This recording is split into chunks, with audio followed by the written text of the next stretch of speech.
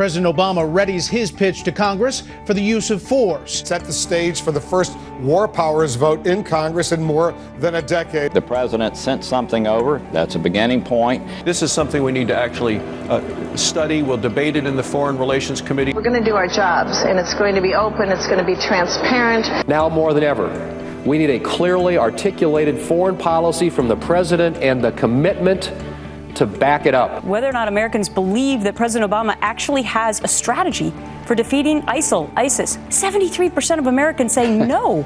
Bob Woodward reporting this morning on the show that the generals in the Pentagon say they don't see a strategy there. The president says he wants to destroy ISIL. I don't think anybody believes it, including me, because his actions are not consistent with that statement. The first thing President Obama really has to do is he's got to lay out exactly what the goal is. The goal here is to defeat ISIL. And if your goal is to defeat them, your goal is to defeat them no matter how long it takes or how many places you have to go after them. In the end, wars are not won by paper resolutions. They are won by resolution. And the president has simply been irresolute. We have no policy or strategy to defeat them. What we would like to see is more members in the Middle East, more of those countries standing up and pushing back against ISIS. It requires a partnership with coalitions in the Arab countries, but we've got to lead. This is coming at a precarious time because right now it's all about funding the Department of Homeland Security. The Speaker telling the Democrats to, I'll rephrase it slightly, get off their butts and get to work. The fact that the Democrats are blocking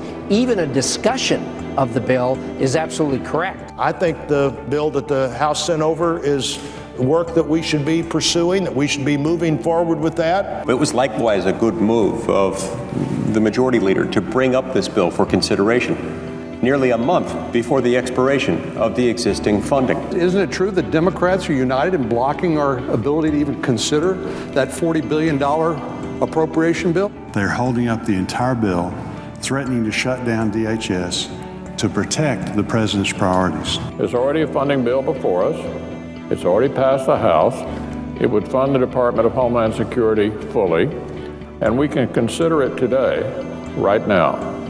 All Democrats have to do is stop blocking the Senate from even debating it.